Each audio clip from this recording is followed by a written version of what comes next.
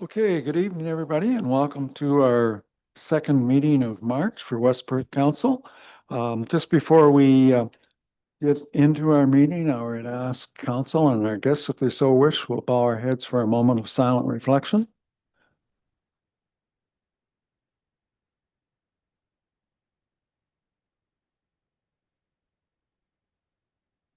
Okay, thank you.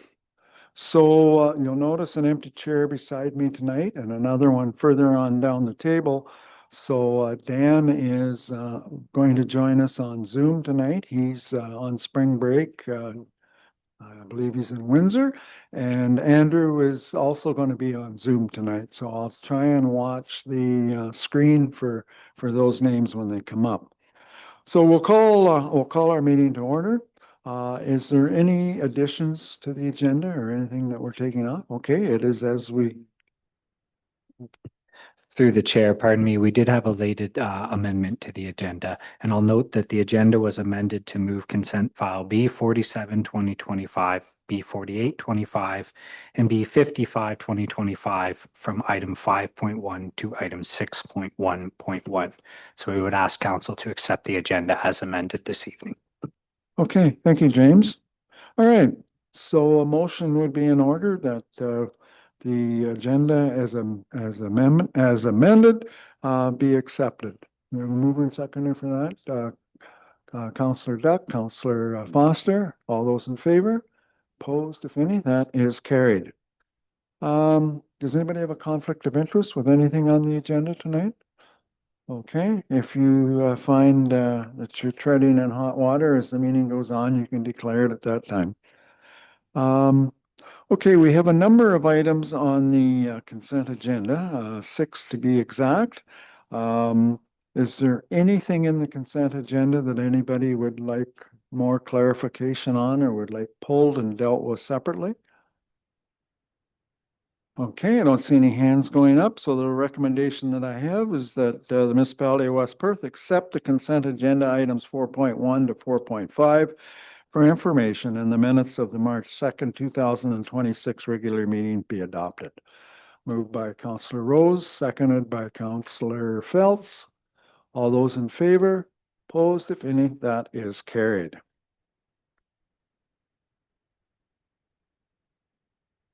Okay, we're going to proceed into a public meeting at this time, and I'll call the public meeting to order at 7:03. And at this time, I'll ask our clerk, James Hudson, for the purpose of the public meeting.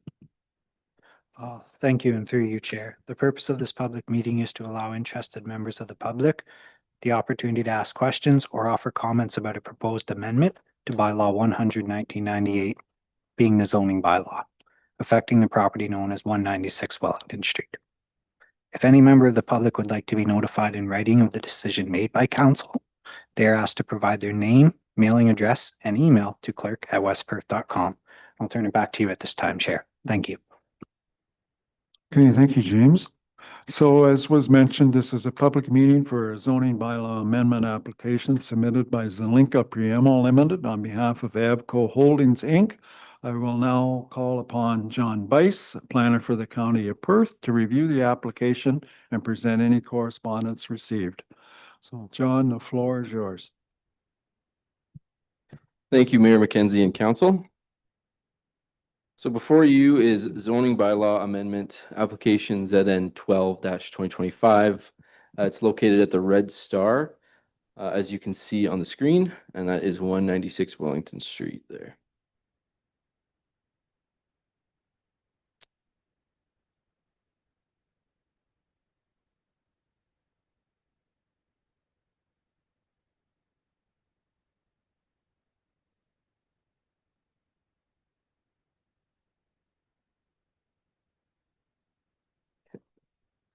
Okay, so the zoning bylaw amendment is a requirement to satisfy condition of the consent applications that we'll get to at a different agenda item, but those applications are B47-25, B48-25, and B55-25.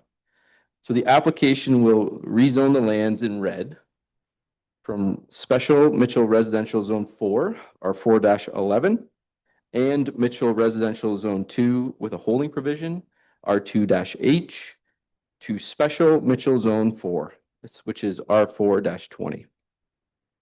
So the zone change will facilitate the construction of a 3-story, 40-unit apartment building and a 2.5-story, 3-unit townhouse dwelling, as well as remove the holding provision.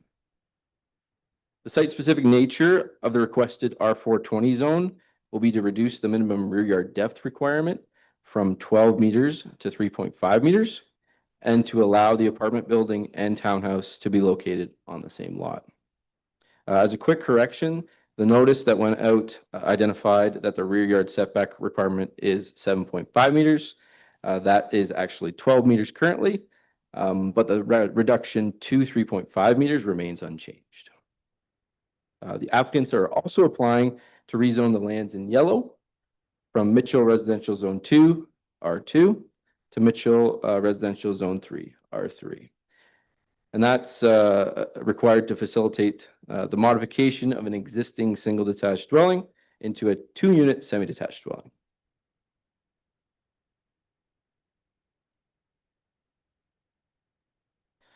Okay, so the applicants have applied for the specific relief as I had previously identified, which would be to reduce the minimum rear yard depth requirement from 12 meters to 3.5 meters.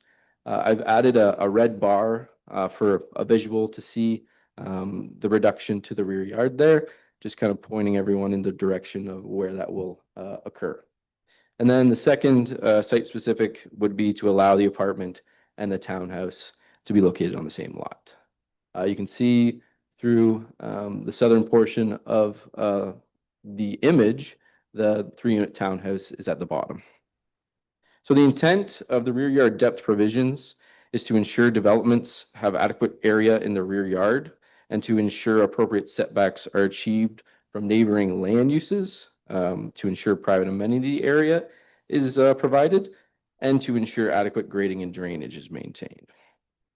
The intent of these provisions the intent of the provisions for multiple buildings on a lot are to ensure there's adequate space available for parking, setbacks, lot grading and drainage, landscaping, and amenity space. As for the hold, there is no record of the reason as to why the hold currently exists or why it was applied to the lands. However, it's planning staff's opinion that the hold was put in place to ensure efficient use of the lands around the unopened Morenz Street right-of-way. The applicants have proposed to lift the hold on the portion of the retained lands in B47-25, as they are required to do so before building.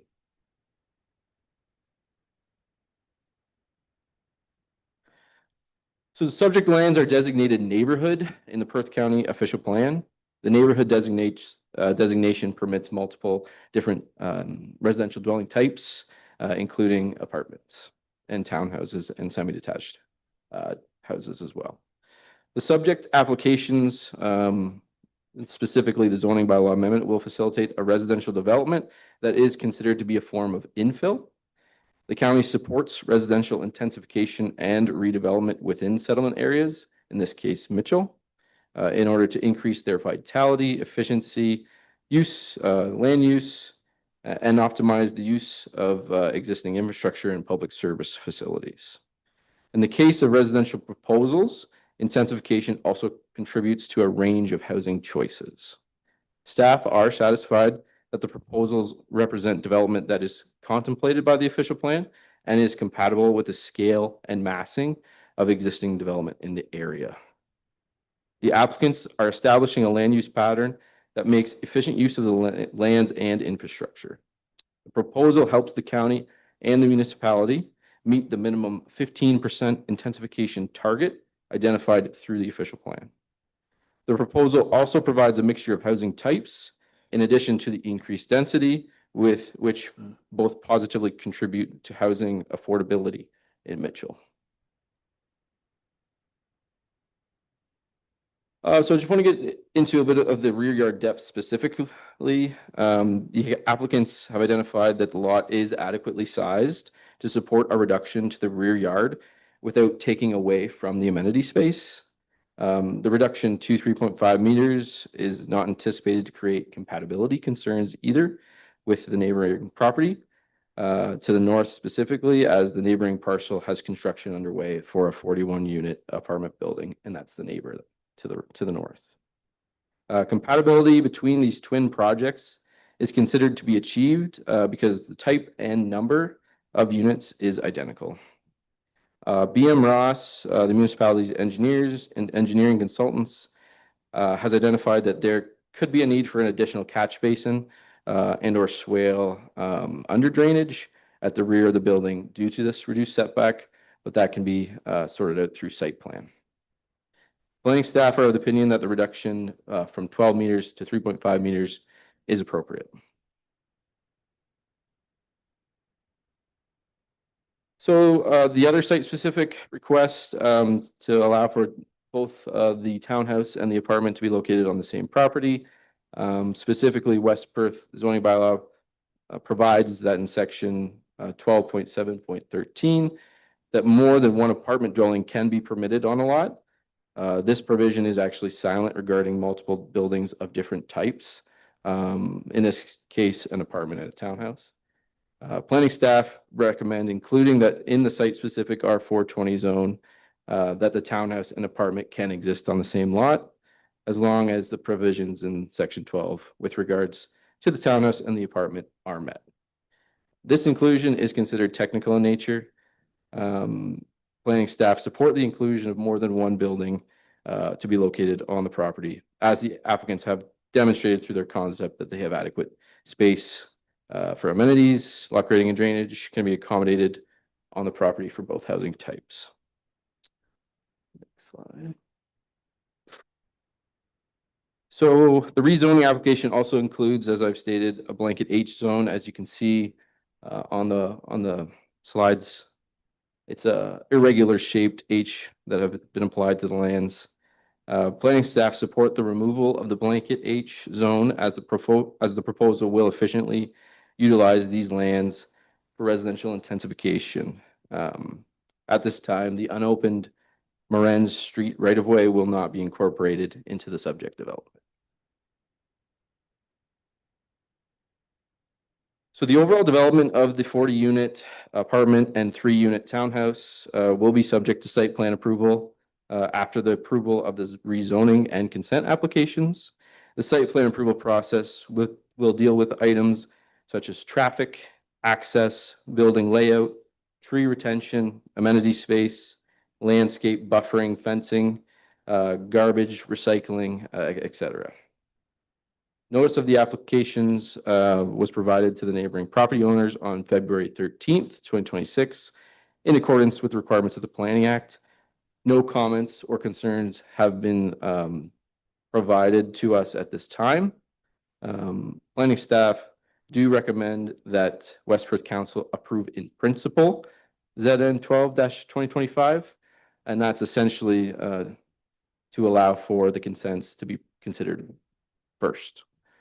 So this public meeting is specifically for the zoning bylaw, and I'd be happy to take any questions. Okay, thank you, John. So at this time, we'll hear comments either from the applicant or the applicant's agent. I believe Caitlin Crowley is here this evening to elaborate a little more. So the floor is yours. Yes, thank you. Through you, Mr. Mayor. My name is Caitlin Crowley, a planner with Zelinka Priamo, and the agent for the consent to sever and zoning bylaw amendment in front of you this evening.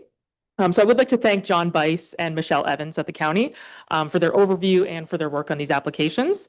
I just kind of wanted to touch on a couple other items. So I'll maybe ask if somebody can just put up the concept plan on the screen. Yeah, the third slide.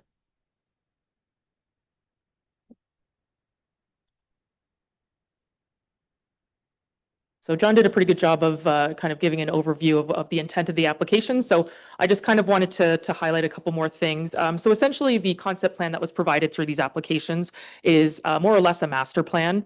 We wanted to kind of do a full build out of the property. Not all of it will be happening at once though. So essentially the intent would be to start with the semi-detached dwelling. And then in the future, The apartment building and townhouses would be constructed at a later date. Avco Holdings does also own the 3-story apartment building to the north.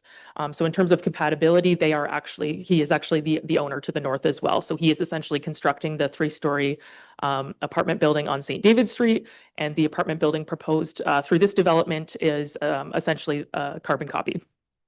So I just kind of wanted to highlight that. And like John said, a lot of the kind of finer details of the development that will be determined through site plan approval have also been considered through this zoning bylaw amendment too. So items such as garbage and traffic have been considered. We did have a look at Morance Lane in terms of access.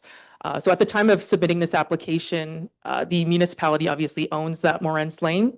So it wasn't included as part of our application, but in the future at site plan approval, if it's determined that that access is required, we would consider using that as a potential private lane access.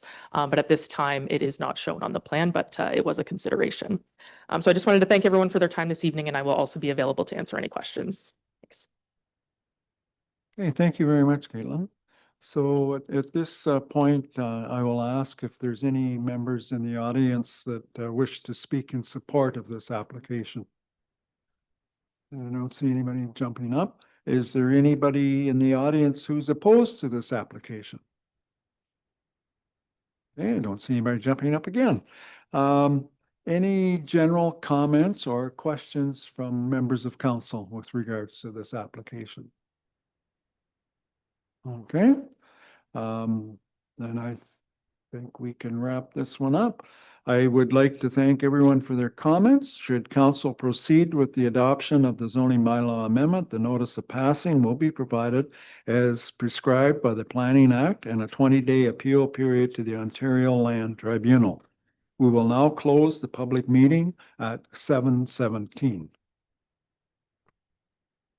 So getting back to our main agenda here. We do have a recommendation here coming out of this, and it is that the Council of the Municipality of West Perth approve in principle zoning 12-2025. Moved by Councillor Rose, seconded by Councillor Foster. Any discussion on that? All those in favor? Opposed, if any? That is carried. Okay. Moving on to reports. Our first report then is a planning report with regards to application B47, B48, and B55 of Avco Holdings, Inc. And again, John will walk us through this one. So floor is yours again, John. Thank you, Mayor and Council. Rather than going through multiple aspects of this, again, I'll stick with just the consents. So essentially, to facilitate the developments, there were 3 consent applications submitted. B47-25, B48, and B55. Please.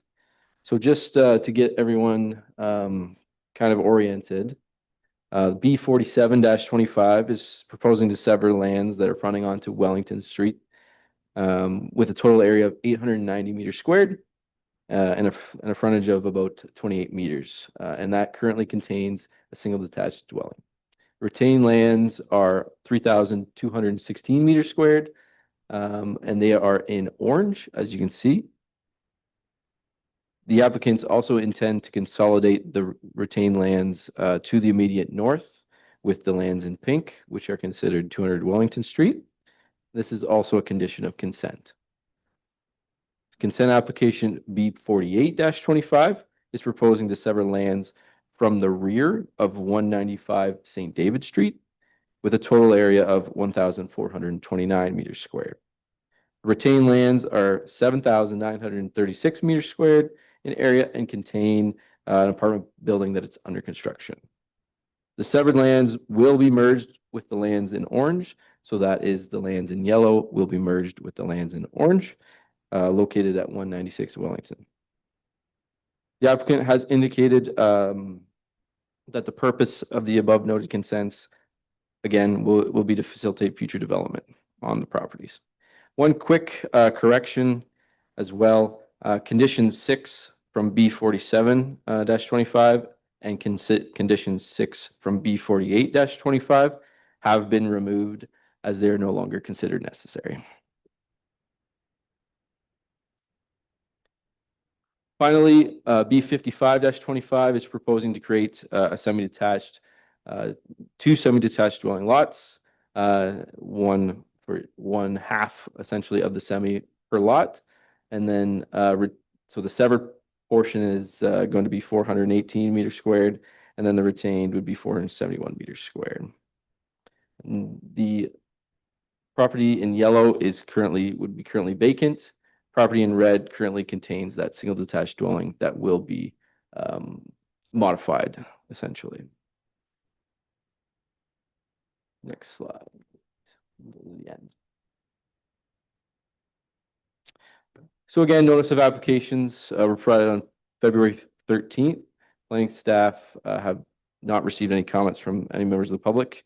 The recommendation at this time is for West Perth Council to recommend to the Land Division Committee to approve each 3 of the consent applications. I can take any questions. Okay, thank you again, John. Any questions from members of council with regards to those 3 severances? Okay, I don't see any hands going up, so we do have a recommendation here then to go along with that. And the recommendation is that the Council of Municipality of West Perth recommends that the Perth County Land Division Committee or its designate approve consent application files B 4725, B 4825, and B 5525, and that the Council of Municipality of West Perth forward the conditions listed in the staff report dated March the 16th as amended to remove condition number 6 for B 4725 and B 4825 to the County of Perth Land Division Committee or its designate for consent files B 4725, B 4825, and B 5525 affecting the properties legally described as Park Lot 47, Plan 339, Mitchell, Municipality of West Perth, and Part Lot 5 and Part Lot 7, Plan 386, Mitchell, in the Municipality of West Perth. Do we have a mover and seconder for that? Councillor Phelps, Councillor or Deputy Mayor Tronkowski. Any further discussion? All those in favor? Opposed, if any? That is carried. So, thank you. All right, the next item on our agenda is the November-December West Perth Fire Department activity report. And we have Chief Hunter with us tonight. So Bill, I'll turn the floor over to you. Thanks. Excuse me, my apologies. Thanks, Mayor, Council. I've got 3 reports before Council tonight. The first one is the November-December activity report. As Council can see, December was a busy month with our annual total calls, finishing up at 172. We're actually down about 5% from last year. Our public education activities were busy with the holiday campaign. And a keynote for our dispatch was during those 2 months, they were able to transition over to NG 911, which will benefit our residents. Some of the points for NG 911, just for Council's information, provides the dispatchers faster access to data, stronger security, more reliability, and is ready for some future enhancements. So it was a busy period, but I'll gladly answer any questions. Hey, any questions for Bill on that? Okay. Do have a recommendation here, I guess, that we can deal with. And the Council of Municipality of West Perth receives the November-December West Perth Fire Department activity report for information. Councillor Rose, Councillor Phelps. Further discussion? All in favor? Opposed, if any? That's carried. Okay.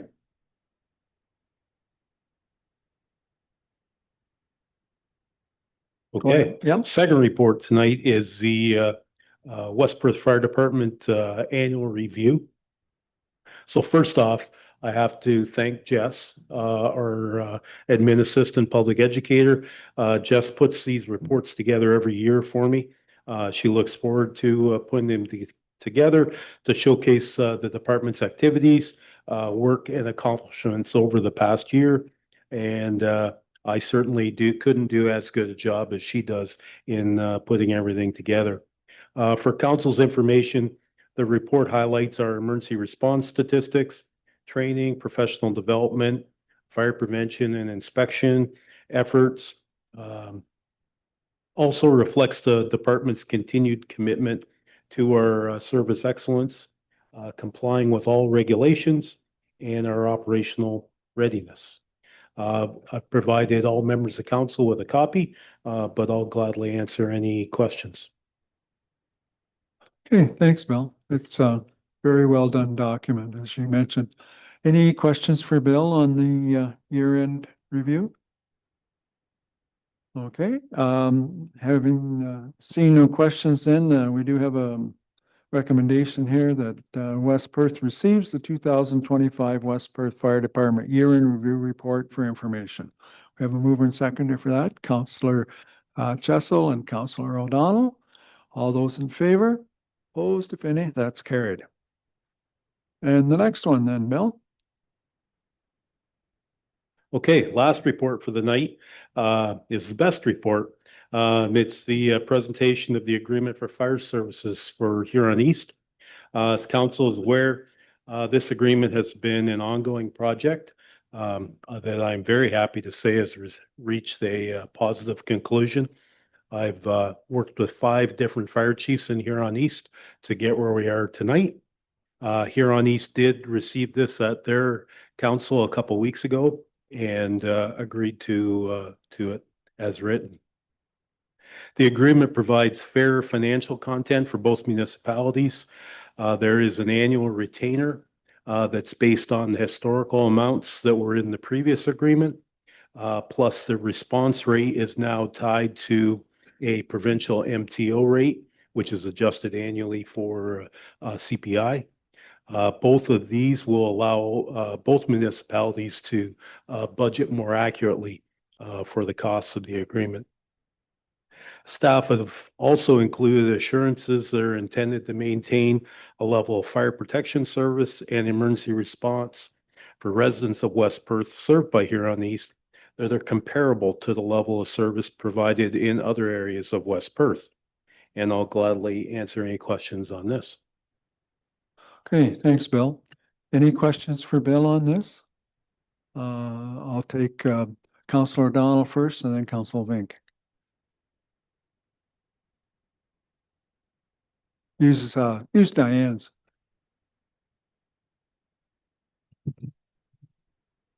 Through the mayor, thanks, Bill, for your report. Is there a minimum rate that we pay when they go out to a call?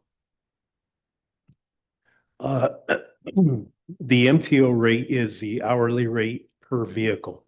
So if they go with one truck, you would pay the 500 and I don't have the number right in front of me, $578. Yeah, you'd pay that per hour per truck. So if they send 3 trucks, you would pay 3 times that. No, there's no. Councillor Vink? Mayor McKenzie, one of my concerns that if Huron East is busy, they could decline the call. If they're busy elsewhere, they could decline the call. I was wondering how we're going to handle that as part of a team between the two of us.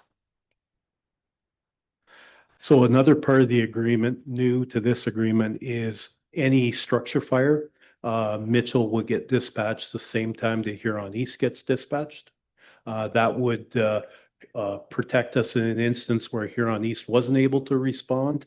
And if Huron East does respond, it would have the extra resources on the road. That would cover fires. For anything else, Huron East, if they decline the call, they would have to advise dispatch, and then dispatch would then page out West Perth.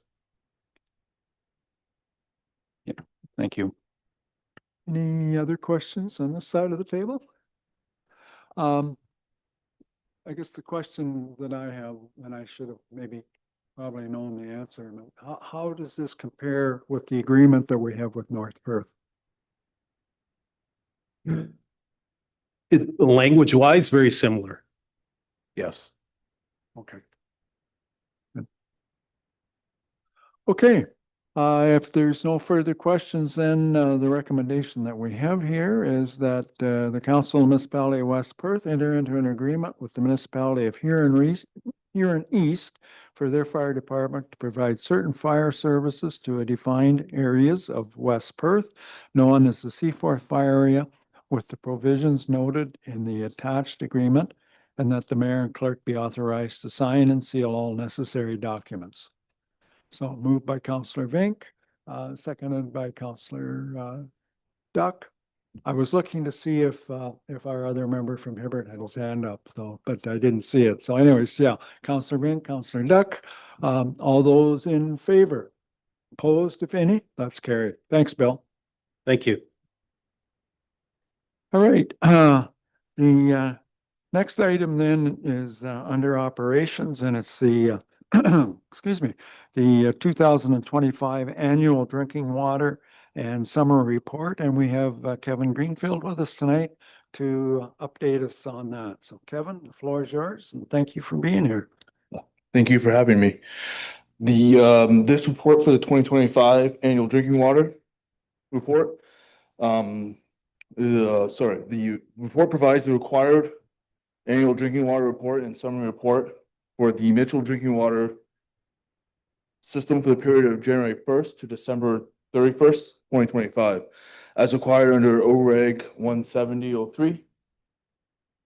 Overall, the system continued to operate effectively and met provincial drinking water quality standards throughout the year, with regular monitoring and testing confirming the safety of the municipal drinking water supply. The system currently serves approximately 4,900 residents through municipal wells, treatment facilities, storage infrastructure, and the distribution network. The report also identifies 2 non-compliance items from the ministry inspection, which are administrative and infrastructure related. Staff are addressing these items, including plans to replace production well 3 and submit the required documentation. The report is available to the public free of charge at the municipal office, the West Perth Public Library, and on the municipal website. If there's any questions? Any questions for Kevin on that? And I gotta apologize, when I was talking earlier, I just realized now that Steve's not here. He's chair of that committee, so yeah, Councillor Vink. Mayor McKenzie, in the report, there was a couple categories that outlined whether we provided the report to the designated facilities that we served, and neither of the 2 boxes were checked, yes or no, were checked at a couple of those categories. I was just wondering if someone could speak to that. And then one more spot in the report where it says they provide a brief description and breakdown of the description and the breakdown of the expenses, but there was no breakdown of the expenses, like on the well 3 inspection or the distribution center upgrades or the generator upgrades. It said there was going to be, but I didn't see one, so I was wondering if sometime we could get some clarification on Okay, yeah. that. Let's break it down into 2 halves here then. Let's do the first question, Kevin, and that was Nicholas, if you want to repeat the first half. If I talk to which page, maybe it would be like page Sure. 2 of 20. There is some categories there that it says that we should provide annual reports to all designated facilities that we serve, but neither yes nor no was checked in those 2 scenarios in those 2 questions. Through the chair, I think I might be able to help, and thank you. It's a good question. I'm just noticing, I think it is based because on the one side of page 2, you complete that if your category is large municipal residential or small municipal residential. I'm going to guess we probably fit the small municipal residential. And then that's complete for all other categories. So I don't think we have any other categories because we're in that left-hand column. Do I have that right, Kevin? Yes, we are large municipal residential, but we do not serve any designated facilities. That's why that section is blank. Therefore, we do not have to check off that box. Okay, next one, Nicholas? It was just a note that the expenses along with some of those facilities were going to be included, but the expenses portion wasn't included. And maybe it's not part needed under some of the regulatory requirements, but it did say that it was going to be included, but that there wasn't any expenses included. And that one is on page, what page is that? 4 of 20. Where it talked about provide a brief description and breakdown of monetary expenses incurred, and then it provides Wellington Street reconstruction, well 3 inspection, but none of the expenses of that portion of what was incurred there. Yes, thank you for the question. I think that it might have just been an oversight. I don't think we're required to do it, but we can absolutely put it in and update that for you. That's not a problem. Okay, any other questions? Okay, we do have a recommendation to deal with that particular item then. And that the Council of Municipality of West Perth receives the 2025 annual drinking water and summer report for information. We have a mover and seconder for that. Councillor Phelps, Deputy Mayor Trinkowski. Further discussion? All those in favor? Opposed, if any? That is carried. And the other half of that is the annual wastewater report. So Bevan, I'll let you have the floor again. Thank you. This report provides the 2025 annual wastewater report for the Mitchell wastewater treatment plant and collection system as required under the facility's environmental compliance approval. The report summarizes the plant's operational performance, monitoring results, maintenance activities, and regulatory compliance for the period of January 1st to December 31st of 2025. Overall, the wastewater treatment plant operated effectively throughout the year, and the effluent quality limits established in the environmental compliance approval, so it met the standards. The report also outlines routine maintenance activities and 2 reportable events that occurred during the year, both of which were addressed and reported to the appropriate agencies. That's all. If there's any questions? Okay, thanks, Kevin. Questions on that? Okay, I don't see any hands going up. So again, we have a recommendation there that the Council of the Municipality of West Perth receives the 2025 annual wastewater report for information. We have a mover and seconder for that. Councillor Duck, Councillor Rose. Further discussion? All in favor? Opposed, if any? That's carried. Thank you, Kevin. And the next one then is the sanitary and storm water works management bylaw. Thank you again. This report recommends that council approve the sanitary and stormwater works management bylaw 23-2026, which would replace the existing sewer bylaws from 2002 and repeal the 2014 water and sewer billing bylaw, which is now addressed through the accounts receivable policy. The new bylaw consolidates the municipality's regulations for sanitary, sewer, and stormwater services, aligning them with the water bylaw adopted in 2025. Technical servicing standards previously contained in the older bylaws have been moved to the municipal development and servicing guidelines. Some of the key provisions include requiring properties with access to municipal sewer services to connect, clarifying that property owners are responsible for maintaining their sewer lateral from the building to the municipal main, and prohibiting sub pumps, roof drains, and foundation drains from being connected to the sanitary sewer to help prevent system capacity issues and backups. The bylaw also prohibits the installation of garbage grinders, outlines requirements for service connection and applications and fees, and establishes enforcement provisions allowing orders to comply or tickets to be issued if violations occur. Supporting policies related to the service connections and exemptions from mandatory connections are currently being developed and we brought forward to committee at a later date. That is all. Are there any questions? Okay, thank you, Kevin. All right, questions with regards to the updating of this bylaw? No questions at all? Okay, well, that's good. That's good. Oh, I got a question. Oh, sorry, Dean. Thanks, your worship. Not a question, just a comment.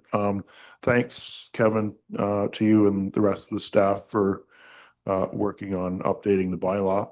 And I guess tying in with the other two reports, thanks for it's a credit to you and your department, past members or present members, past members, as well as I think a credit to not only this council, but previous councils to stay on top of these items and have good policies, good bylaws, good operational procedures. I think the previous two reports plus this bylaw, it's a reflection on how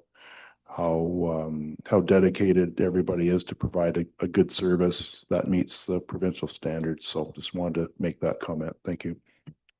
Thank you. Okay, the recommendation, we didn't do that, did we? No, okay. So the recommendation that we have here is that the Council Municipality of West Perth approve the sanitary and stormwater works management bylaw number 23, 2026, and that bylaws 89, 2002, 110, 2002, and 89, 2014 be repealed. So mover and seconder that, Councillor Rose, Councillor Foster. Open it up one last time for questions. Okay, all those in favor? Opposed, if any, that is carried. So thank you again, Kevin. All right, moving on. The next item on our agenda is the 2025 Cemetery Trust Fund activity. And we have Treasurer McMurray here to update us on that particular fund.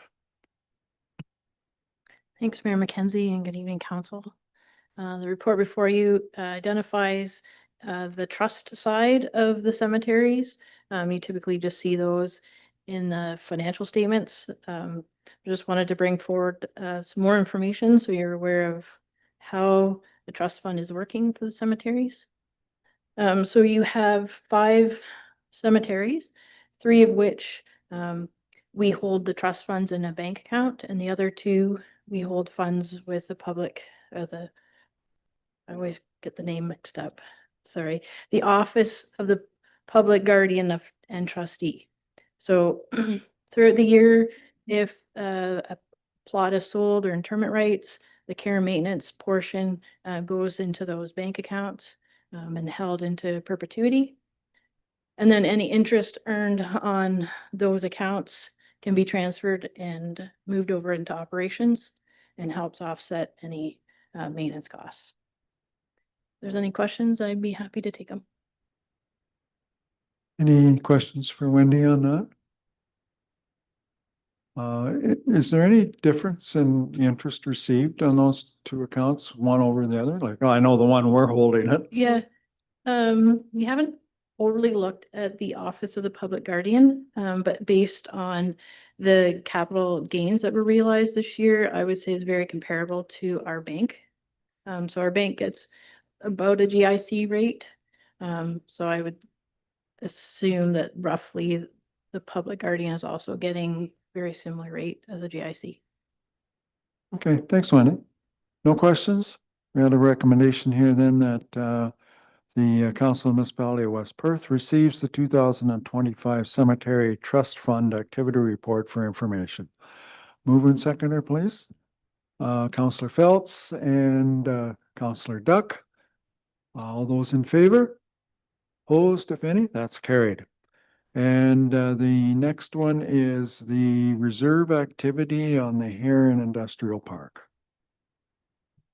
So staff throughout the year have kind of been monitoring the activity for the Heron Business Park and what's happened in the past, and knowing council's wishes to kind of build the reserve up with the cost and then the sale of the lands to be offset. We went back and looked at some of the transactions, and some of the transactions were being paid through the levy. So we've restructured it so any land sales or purchases are now going to flow through the Heron Industrial Park Reserve. And with that, then it's adding another 756,000 approximately to the reserve. So it's making it go into a more of an overdraft position. But at the end, the money will come back into the general funds. And so it kind of outlines in the report kind of the split too that we took with the department. So economic development and the Heron Business Park in the past have been together. And I think it caused harder to see the costs per each project. So now we have the Heron Industrial Park will keep 8100 department, and economic development will be moving to 8150. That way it's clear for us to see, and if there's legal costs charged, we don't have to take that account and dissect it. So it should streamline things for us. So if on the analysis part of the report, it kind of walks you through where we started in the year with a negative 275, and then we collect rent on that property, and then some expenses that we have incurred in 25. And then there's that historical land adjustment of 480,000. And then your principal payment on the mortgage. So it brings your Heron Business Reserve to a negative just over $1 million. If there's any questions on that, I'd gladly take them. Okay, thanks, Wendy. Questions on that? Councillor Vink? Mayor McKenzie, I was wondering where the offsetting to the 480,000 historical land cost adjustment to replace general funds, where is the equal and opposite offsetting if we're going to turn the this reserve by that amount negative, where's the positive amount? I think so. If, from the accounting side, the property isn't necessarily seen as an asset, it's seen as inventory. So there was an inventory adjustment on the balance sheet side. And so that's the offset. Any other questions with regards to that? Okay, no? All right, so we do have a recommendation for that one as well, that the Council of Municipality of West Perth direct the treasurer to transfer $756,061.69 to the Heron Industrial Park Reserve to reflect the 2025 activity and historic land cost adjustments as outlined in this report.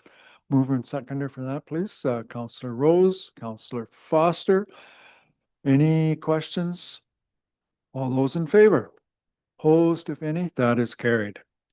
And the next item is the 2025 Parkland Fees Obligatory Deferred Revenue Reserve Fund. Lots of long named reserve funds, right, with that.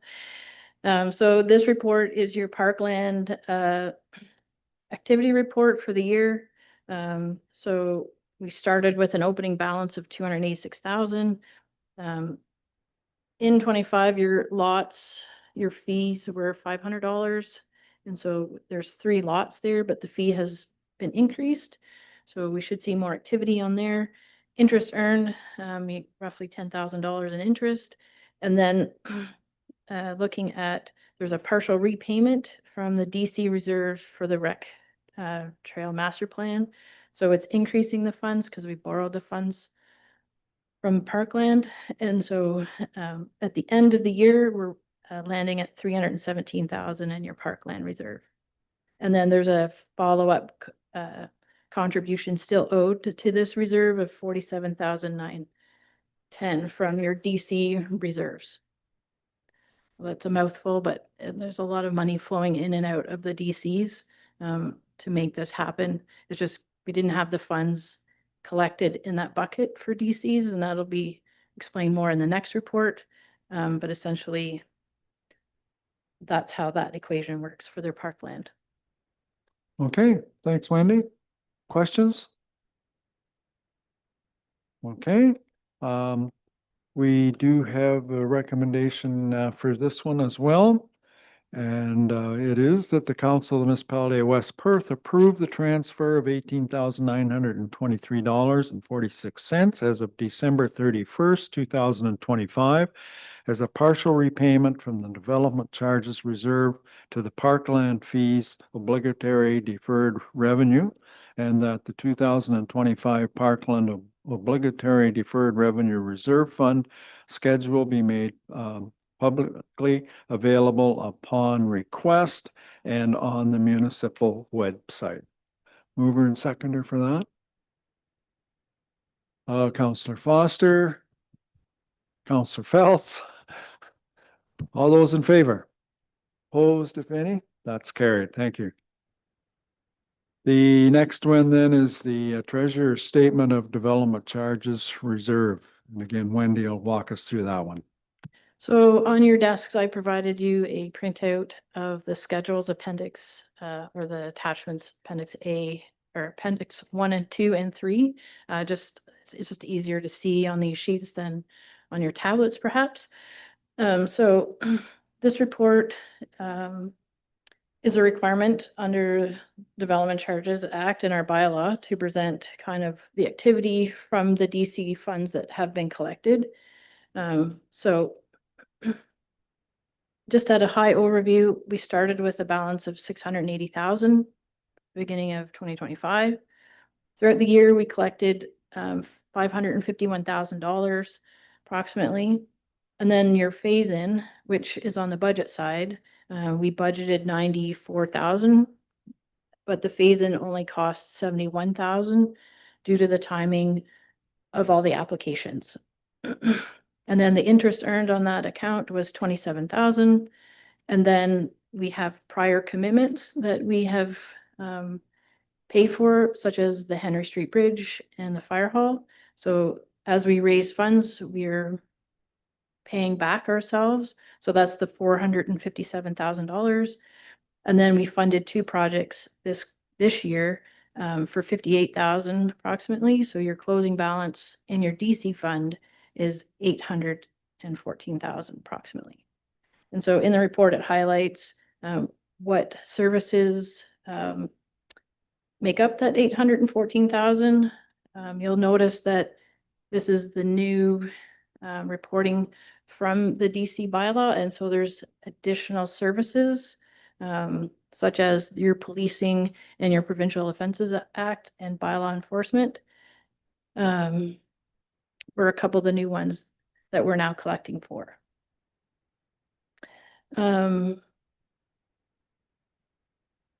If you look at Appendix 1, you can see the math at the top part of the blue is kind of your fees collected for both urban and rural. And then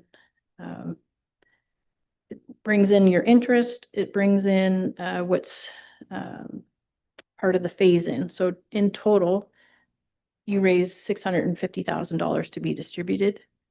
And then the second half of Appendix 1 on that chart shows you how you repaid commitments from prior years. So again, like I said, you had your Henry Street Bridge that you borrowed because we did the project ahead of schedule, and the fire hall, etc. So those amounts come out.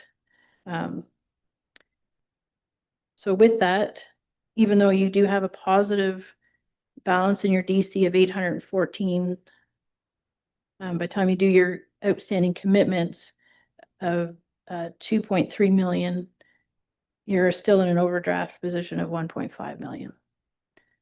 And so in the report, we thought it would be beneficial to kind of break down using this year or 2025 as a benchmark year to kind of outline how long it would take to pay back your commitments. And so that's maybe on page 2 of the report. Most of them are 2 to 3 years. But the longest one would be your fire protection services. But if you think of, you know, when you would need another bay or truck, you're probably looking, this says in 23 years, that commitment to get paid off. So the thought is we built it ahead of time. It's there, we're using it. And so our commitment to pay it probably take 23 years to pay it back. And then going forward, then you would be building your fire DC service bucket. So that one's your biggest one that has the longest commitment. Stormwater is your second, it's almost at 12 years. So we're just going to monitor them as projects come and to see if we have DC funds to fund them. And then as council, you can decide if you want to fund it through the DCs and go a farther negative, or if we hold the project until we have funds. happy to take any questions on this report. Okay, thanks again, Wendy.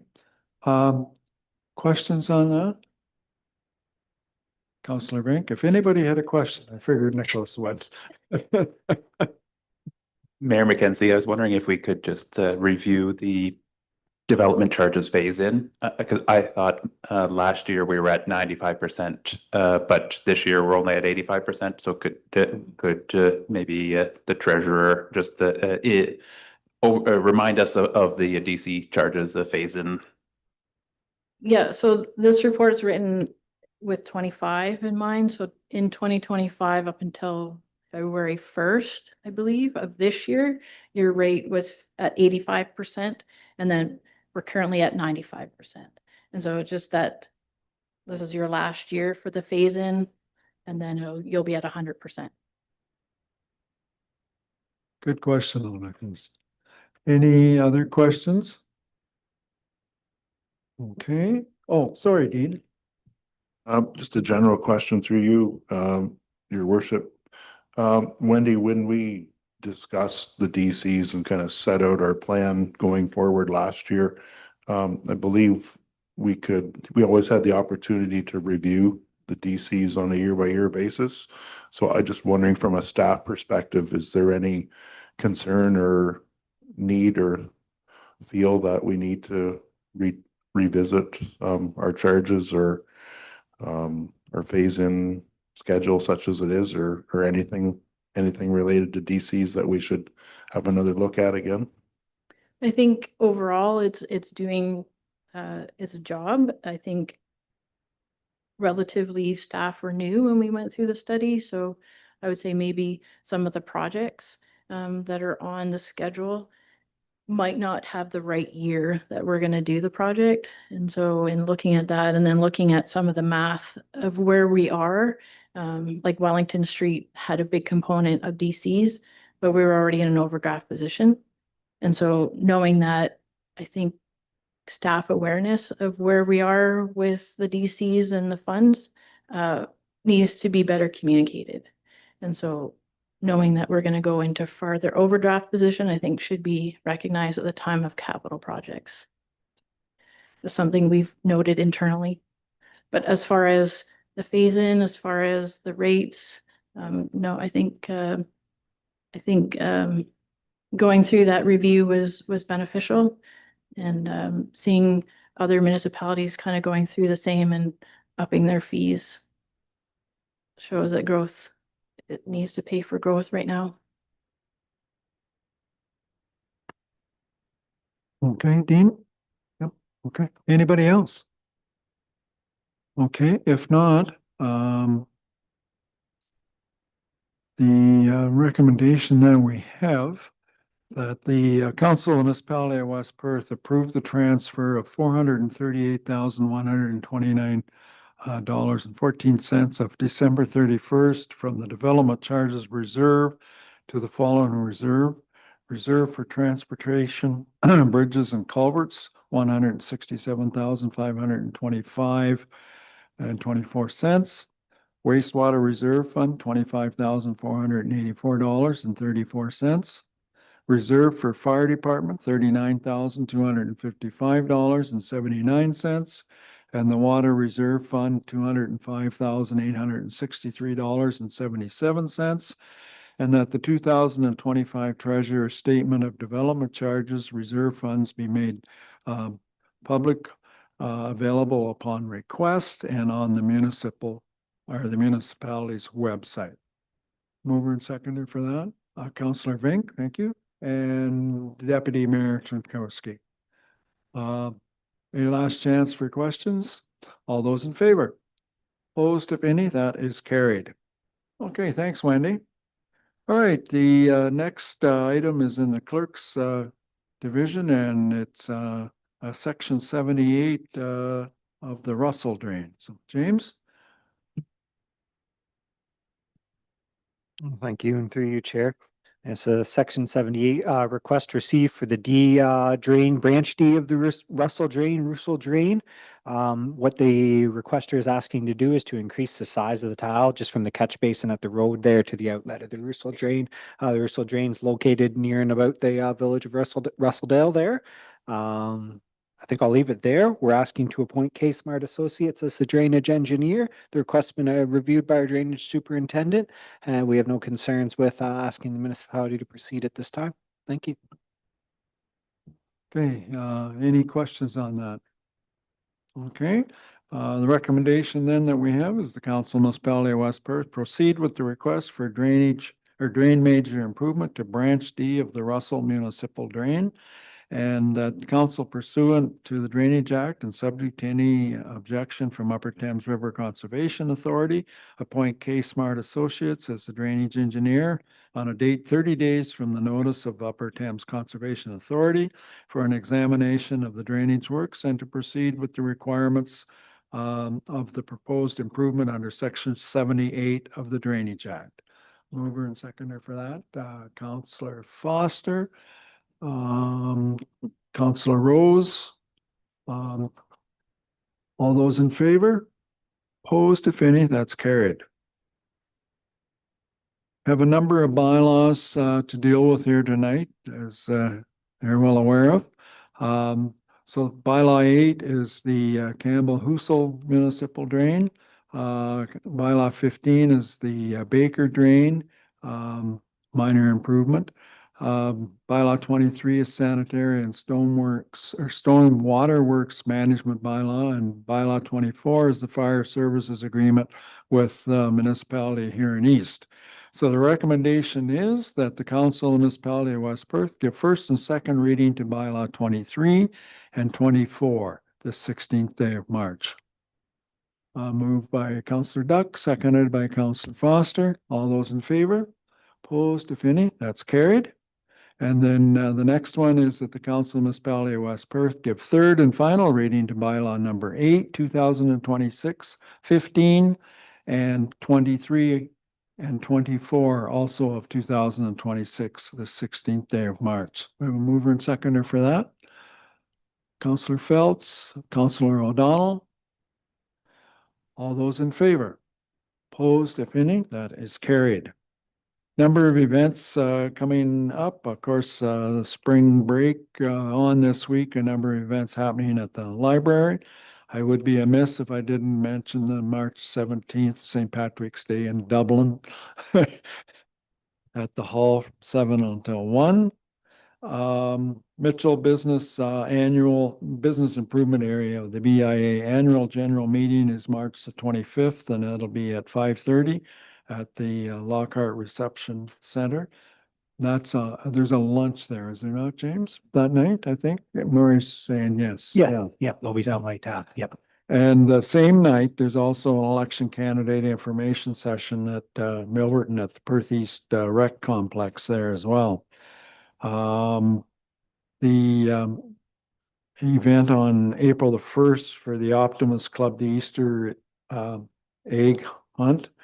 And that's at the West Perth Community Center. And also is the Fireman's Breakfast at the fire hall from 7:30 to 11 that day. And then our next regular council meeting will be April the 7th. So that's coming up. I'm not aware of any notices of motion. Is there any other business at this time? Okay, I don't believe we have a closed session for anything tonight. What happened to the Heron Park update? Dan was gonna do that. It was maybe taken out, wasn't it? Did I jump over something? No, you didn't jump over anything. We don't have anything from the CAO for this evening. no. Okay, all right. Oh, thank you. Wendy's going to jump. It was just in with that report. Okay, all right. Dan is on here. Dan, do you have anything further you want to say at this time? No, unless there's some specific questions. We're not worried by any means on the timeline of waiting for those permits right now. I'd say everything's on schedule and we're really waiting for some good ground condition to get that archaeological assessment done. So that'll be the first order of business there as well. Okay. Any questions for Dan on that? We've already asked Wendy, so I think she's pretty well covered it. Okay, thanks, Dan. All right, brings us down to the confirmatory bylaw and bylaw number 25, 2026 being a bylaw to confirm the proceedings of the Council of the Corporation of West Perth be read a first and second time the 16th day of March. And I'm going to ask if Councillor Fournier is on there. He wants to move that. I certainly do. I've been here the whole time. Okay, thank you. Do we have a seconder for that? Councillor O'Donnell, all those in favor? Opposed, if any, that's carried. And then bylaw 25 be read a third time and finally passed this 16th day of March. We have a mover and seconder for that. Councillor Rose, seconded by Councillor Foster. All those in favor? Opposed, if any, that's carried. And then the final one is a motion to adjourn at 8:06 PM. And moved by, I think Councillor Fournier has his hand up and Councillor Phelps. All those in favor?